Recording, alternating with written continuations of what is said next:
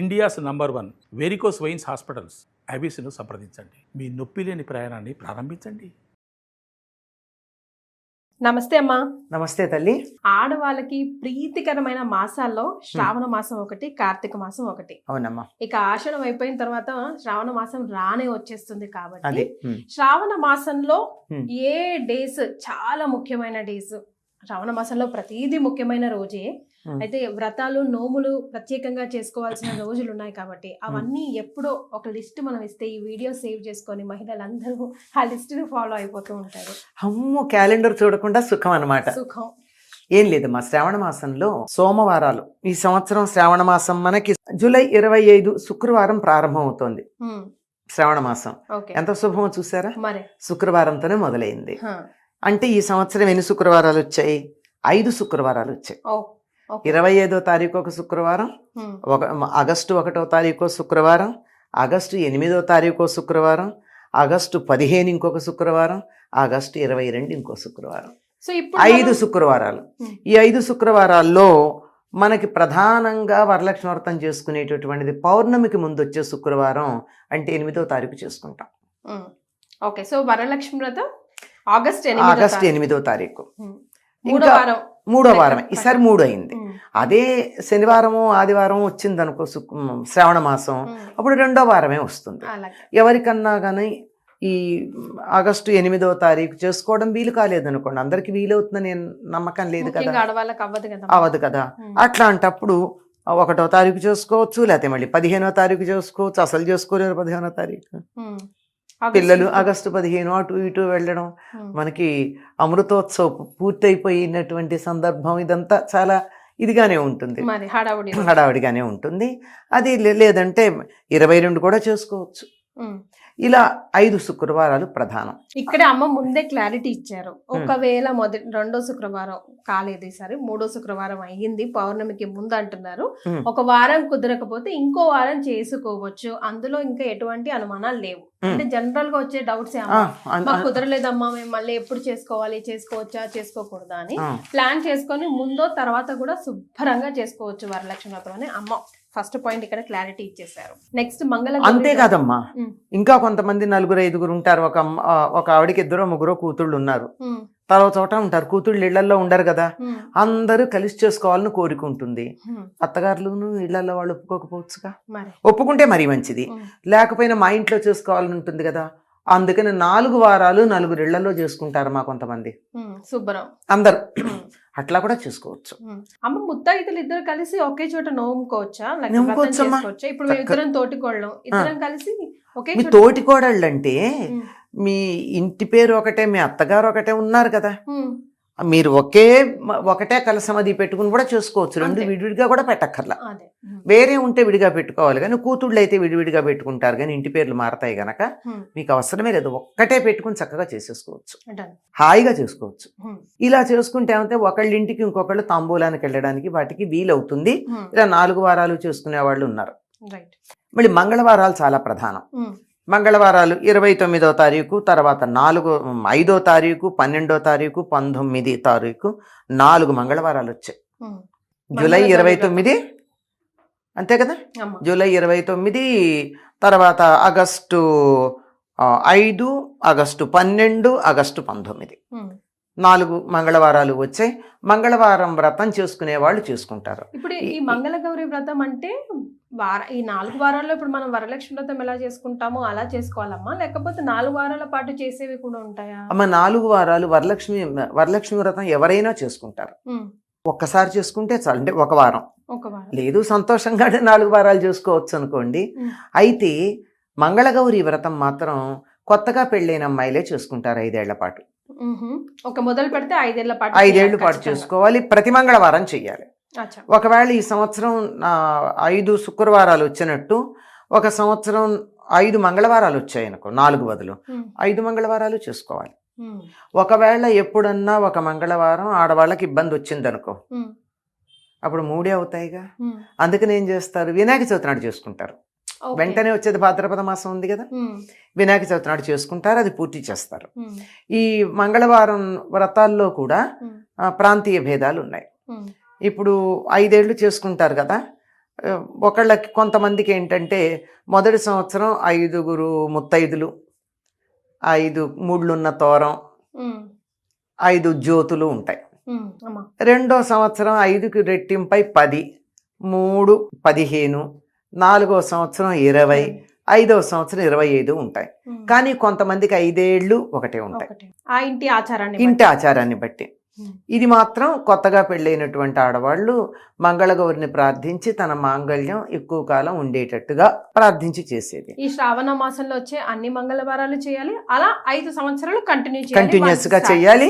దానికి ఉద్యాపన ఉంటుంది. ఏదైనా ఒకటి కానీ మనం ఒక వ్రతంలాగా ఒక నియమం పెట్టుకుని చేస్తే మాత్రం దానికి ఉద్యాపన ఉంటుంది. శ్రావణ మంగళవారం ఒక నోము అంటే దానికి ఉద్యాపన ఉంటుందో లెక్క ఉంటుంది. ఇప్పుడు వరలక్ష్మి వ్రతం ఉందనుకో, అది వ్రతం అంచేత దానికి ఒక ఉద్యాపన లేదు. ఎన్నైనా ఎంత 10 మంది ముత్తైదులకు పెట్టుకోవచ్చు, 100 మంది ముత్తైదులకు పెట్టుకోవచ్చు, ఒకటి తప్పదు. కనుక దీనికి ఉద్యాపన ఉంటుంది. ఈ ఉద్యాపన కూడా కొత్త పెళ్లి కూతురికి చేస్తారు. పెళ్లిపీటల మీద ఉన్న పెళ్లి కూతురికి అప్పుడే మంగళసూత్రం కట్టించుకున్నటువంటి పెళ్లి కూతుర్ని సాక్షాత్తు గౌరీదేవిగా భావించి ఒక ఇత్తడి గిన్నెలు అరిసెల జోళ్లు కొన్ని వేసి కొత్త రవిక పెట్టేవాళ్ళు. పూర్వం శక్తి ఉంటే చీర నగలు అవన్నీ పెడతారు, లేకపోతే కనీసం మంగళసూత్రాలు, మట్టెలు, తర్వాత నల్ల పూసలు, లక్కజోళ్ళు అంటారు. లక్కజోళ్ళు అంటే పసుపు కుంకుమ వేసేటటువంటి కుంకుమ భరణులు అనమాట. పూర్వం ఉండేవి కొయ్యవి. అప్పుడు అవే గొప్ప కదా. అవి ఇవన్నీ ముత్తైదువుకు ఉండే సామాన్లన్నీ ఇచ్చి దాని మీద ఈ అరిసెల మీద ఈ జాకెట్ ముక్కని పైన కప్పేసి వాయనం పెళ్లి కూతురికి ఇస్తారు. కొత్త పెళ్లి కూతురికే చెయ్యాలి, తన ఇవ్వడం ఎవరికైనా కాదు, కొత్త పెళ్లి కూతురికి మాత్రమే. ఇంకా అసలు అప్పుడు ఇవాళ పెళ్ళయి ఉండాలంటే అమ్మాయి పెళ్లి అయిన వెంటనే ఇవ్వాలి. అది ఉద్యాపన మంగళగౌరి వ్రతానికి. వరలక్ష్మి వ్రతం అంటామా ఎప్పుడూ చేసుకునేదే గనక, జీవితాంతం చేసుకునేదే కనుక దానికి ఉద్యాపన అన్నది ఏమి ఉండదు. ఈ మంగళగౌరి వ్రతం 5 ఏళ్ళు అయిపోయిన తర్వాత ఇంకా ఆపుతారు. అలాగే ముత్తైదులు కూడా ఈ సంఖ్య పెరుగుతుందన్న వాళ్ళకి 5 మంది ముత్తైదులకు తప్పనిసరిగా ఇవ్వాలి మొదటి ఏడాది. రెండో ఏడాది 10 మందికి ఇవ్వాలి. మూడో ఏడాది 15 మందికి. ఇట్లా పెరుగుతారు. లేని వాళ్ళకి పెరగని వాళ్ళకి పెరగరు. ఇది మంగళగౌరి వ్రతం, వరలక్ష్మి వ్రతం ఎక్కువ మంది చేసేటటువంటిది. అమ్మవారి విగ్రహానికి చీర కడతాం కదా. ఇప్పుడు వరలక్ష్మి వ్రతం కానీ మంగళగౌరి వ్రతానికి కానీ మంగళగౌరి వ్రతానికి కట్టమే, చీర కట్టమా. కలశం కూడా పెట్టరు. గౌరీదేవిని పెట్టుకుంటారు పసుపుతో పెట్టి చేసుకుంటారు. అప్పుడు ఆ చీరను మనం కట్టుకోవచ్చమ్మా. సాధారణంగా అమ్మవారికి కట్టినటువంటి వాటిని వేరే పనులప్పుడు వాడరు. అదే కనీసం పూజలు చేసి మామూలుగా కూడా వాడుకోవచ్చమ్మా. మామూలుగా రాత్రిపూట సంసారం చేసేటటువంటి స్త్రీలు రాత్రిపూట వాడుకోరు అమ్మవారి చీరల్ని. అలాగే పీరియడ్స్ టైంలో వాడరు, అంతే. అంత తప్ప మిగిలినప్పుడు వాడుకోవచ్చు, హాయిగా వాడుకోవచ్చు. అటువంటి తప్పేమీ లేదు, హాయిగా చేసుకోవచ్చు. ఇవి కాక అసలు శ్రావణ మాసం అంటే ప్రతిరోజుకి ప్రాధాన్యం ఉందమ్మా. కొంతమంది శ్రావణ శనివారాలు ఒక నోములాగా చేస్తారు. తప్పనిసరిగా పగలంతా ఉపవాసాలుండి వెంకటేశ్వర స్వామి పూజ చేసి ప్రత్యేకంగా పేరంటంగా ఎవరిని పిలవరు కానీ ఇంటికి వచ్చినటువంటి వాళ్ళందరికీ తాంబూలం ఇచ్చుకుంటారు. ఇది తప్పనిసరిగా చేసేది. చాలా మంది ఇళ్లలో వెంకటేశ్వర స్వామికి చేస్తారు. శ్రావణ మాసం శ్రావణ శనివారాలకి చాలా ప్రధానం. ఎందుకంటే శ్రవణ నక్షత్రం వెంకటేశ్వర స్వామిది. శ్రవణ నక్షత్రానికి ప్రాధాన్యమైన నెల కనుక శ్రావణ మాసంలో చేస్తారు. ఇంకా సోమవారం చేస్తారు. ఎందుకంటే మంగళవారం నాడు అమ్మవారిని పూజ చేస్తున్నాం కదా, ముందు రోజు సోమవారం తప్పనిసరిగా చేసుకుంటారు. అయ్యాక చూడండి ఎన్ని రోజులు అయిపోయింది. సోమవారం అయింది, మంగళవారం అయింది, శుక్రవారం అయింది, శనివారం అయింది. 4 రోజులు తప్పనిసరిగా 4 16, 1 2 5 రోజులు వస్తాయి గనక 18 రోజులు పవిత్రంగా పాటించేది. తర్వాత శ్రావణ పూర్ణిమ చాలా ప్రధానంగా. దీనికి ఒకప్పుడు జంఝాల పూర్ణిమ అనే పేరు ఉండేది. ఈ రోజున ఉపాకర్మ అనేది ఒకటి చేస్తారు. అంటే అంతకుముందు శనివారం 9వ తారీఖు ఆ రోజున ఏంటంటే ఉపాకర్మ చేస్తారు. అంతకుముందు ఒడుగైనటువంటి పిల్లలు ఉంటారు కదా, ఆ ఒడుగైనటువంటి పిల్లలకి ఆ చిన్న జంజం దానికి ముంజు ఉంటుంది, ముంజు అంటారు. చిన్న జింక చర్మం ఒకటి చిన్నది పెడతారు దానికి. దాని ఇంటే ఉంటుంది, చిన్న జంజం ఉంటుంది ఒడుగైనప్పుడు. ఇప్పుడు దాన్ని తీసేస్తారు. ఓకే. తీసి మామూలుగా ఉండేటటువంటి మామూలు మూడులు ఉన్నటువంటి 3 పోగుల జంధ్యం వేస్తారు. అందుకేనా జంధ్యాల పూర్ణిమ అని కూడా అంటారు? జంధ్యాల పూర్ణిమ అంటారు. ఇది ఉపాకర్మ చేయడంతో పాటుగా సంవత్సరంలో జంధ్యం వేసుకునే వాళ్ళందరూ కూడా పాత జంధ్యం తీసి కొత్త జంధ్యం వేసుకుంటారు. ఎందుకంటే నూలుది కదా, తడికి పొడికి స్నానం చేసినప్పుడల్లా తడి అవుతుంది, ఎప్పుడో ఒకప్పుడు ఆ దారపోగులు విడిపోయే ప్రమాదం ఉంది. అంచేత బాగుండగానే దానికి ఒక మంత్రం ఉంది, ఆ మంత్రంతో ముందు ఇది వేసుకుని కొత్తది, తర్వాత పాతది తీస్తారు. అందుకని దీనికి జంధ్యాల పూర్ణిమ అని పేరు. రాఖీ పూర్ణిమ, దీన్ని రాఖీ పూర్ణిమ అని కూడా అంటారు. రాఖీ పూర్ణిమని ఎందుకంటారంటే ఇది ఎక్కువ ఉత్తర దేశంలో అలవాటమా, మనకు కొంచెం తక్కువే. రాను రాను మనం కూడా దీన్ని అలవాటు చేసుకున్నాం. మంచిదే కదమ్మా, మంచిదే, తప్పేం లేదు, మంచిదే, తప్పేమీ లేదు. అదే అంటున్నా, దీన్ని రక్షాబంధనం అంటారు. రాఖీ అనేది రక్ష నుంచి వచ్చింది. ఈ రక్షాబంధనం ఏమిటంటే ఒకళ్ళకొళ్ళు కట్టుకుంటారు. నేను నీకు రక్షగా ఉంటాను అని చెప్పుకుంటూ కట్టుకునేది. మనకు ఎట్లా అలవాటైందంటే అన్నదమ్ములు అక్క చెల్లెళ్ళు వీళ్ళ మధ్య ఉంది, కానీ నిజానికి అందరూ ఒకళ్ళకొళ్ళు కట్టుకుంటారు. పూర్వకాలం దేవాలయాల్లో ఉండేవి, పెట్టేవారు. ఎవరికైతే ఈ యజ్ఞోపవీతం ఉండదు, అందరికి యజ్ఞోపవీతం ఉండదు కదా, జంధ్యం అన్నది. అది లేనటువంటి వాళ్ళకి ఏంటంటే దేవాలయానికి వెడితే అర్చకుడు పూజ చేసి ఇచ్చి చేతికి కడతాడు. చాలా మంది చేతులకు చూడండి, మీకు కాషాయ రంగులో చిన్నది ఒకటి ఉంటుంది, తాడు ఇక్కడ కట్టేది. అది వాళ్ళ దేవాలయంలో అర్చకుడు కట్టడమే కాకుండా ఒకళ్ళకొకళ్ళు శ్రేయోభిలాషులు అయినటువంటి వాళ్ళు, నేను నీకు కట్టచ్చు, నీ శ్రేయస్సు నేను చూస్తానమ్మా, నీ మంచి చెడ్లని నువ్వు నాకు కట్టచ్చు, అట్లా పరస్పరం కట్టుకునేటటువంటి రక్షాబంధనం ఉత్తర దేశంలో కొన్ని కారణాలుగా ఆడవాళ్ళు అక్క చెల్లెళ్ళు అన్నదమ్ములకు కట్టడంగానే ఉండిపోయింది. కానీ శచీదేవి ఇంద్రుడికి కట్టిందిట, అది అక్క చెల్లెళ్ళు కారుగా, వాళ్ళు కారు కదా. కాకపోతే లక్ష్మీదేవి బలిచక్రవర్తికి కట్టిన దాన్ని గుర్తుపెట్టుకుని అదే దానికే మరి మనకి చెప్తూ ఉంటాం. ఏనబద్ధో బలిరాజా ఇలాంటి శ్లోకాలతో చెప్పి కదా మనం చెప్పుకుంటున్నాం. కనుక అలా అలవాటైపోయింది.